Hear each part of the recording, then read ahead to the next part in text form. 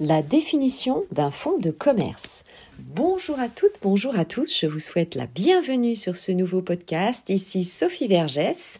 Nous allons parler aujourd'hui de la définition d'un fonds de commerce. Alors, évidemment, il va y avoir plusieurs podcasts sur ce sujet. Je vous invite à les écouter également. Alors, qu'est-ce qu'un fonds de commerce ? Eh bien, un fonds de commerce, ça représente le cadre juridique au sein duquel s'exerce une activité professionnelle. Plusieurs parties, et notamment deux, donc le propriétaire bailleur, c'est-à-dire très souvent vous en tant qu'investisseur, ou si vous souhaitez exploiter évidemment vos murs de commerce, donc le bailleur et le locataire sont alors voués à collaborer pour permettre le bon fonctionnement de cette activité. Alors, ce qui est important déjà de comprendre dans ces premiers mots, c'est que à la fois le bailleur et le locataire doivent collaborer, c'est-à-dire faire tout leur possible pour que le fonds de commerce fonctionne correctement. C'est très important, c'est vraiment une synergie entre vous, le propriétaire bailleur, et le locataire. Ensuite, avant de se lancer, eh bien, il est important de comprendre ce qu'est un fonds de commerce et quelles sont les étapes à suivre lors d'une acquisition. Et vendre va aussi, bien sûr, impliquer des obligations. Donc, ce podcast, ça va être dédié à la définition dans un premier temps. Alors justement, la définition, eh bien, il faut savoir qu'au niveau légal, il n'existe pas de définition précise du fonds de commerce. Néanmoins, le législateur est venu encadrer quelques notions. Alors, le fonds de commerce, déjà, il se caractérise par un ensemble formé de plusieurs éléments. Vous avez certainement entendu parler de ces éléments d'ailleurs.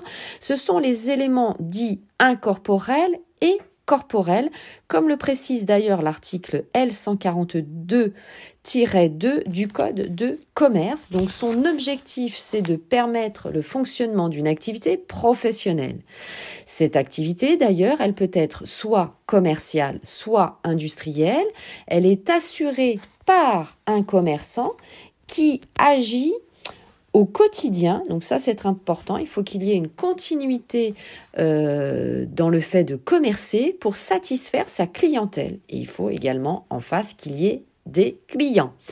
D'ailleurs, la jurisprudence dans un arrêt de la Cour de cassation du 18 mai 1978 est venue affirmer le fait qu'un fonds de commerce ne peut pas se passer d'une clientèle, c'est même l'élément le plus important, ce qui signifie que dans le contexte actuel où nous sommes, notamment avec les épisodes de confinement, de reconfinement, de fermeture et d'ouverture, à partir du moment donné où il n'y a plus de clients, il n'y a plus de fonds de commerce. Donc c'est intéressant à connaître bien sûr concernant la valeur d'un fonds de commerce. Dès que le rideau est tiré, ça perd de sa valeur, voire ça n'en a plus.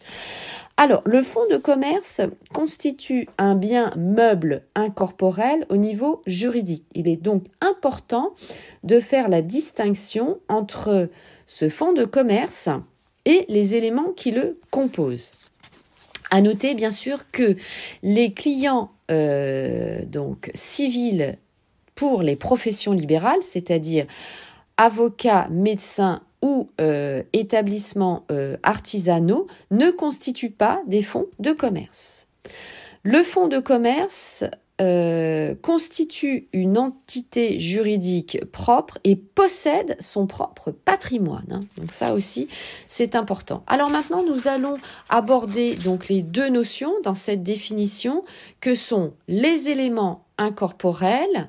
Alors ces éléments représente l'enseigne, le nom commercial, le droit au bail, que nous allons voir bien sûr dans un prochain podcast, la clientèle, l'achalandage, les fichiers clients de l'entreprise, les brevets, marques, licences et les droits de propriété industrielle, ainsi que les contrats de travail. Donc, pour mémoire, les autorisations administratives obtenues par l'entreprise font partie du fonds de commerce, sauf bien sûr celles obtenues intuiti personae, c'est-à-dire propre à l'exploitant, hein, si vous êtes gérant, exploitant, si vous avez des diplômes, évidemment, c'est attaché à votre propre personne, comme moi-même, par exemple. Pour vous donner mon exemple, je suis diplômée du BTS Profession Immobilière, c'est rattaché à ma propre personne et je ne peux évidemment pas vous le céder, par exemple,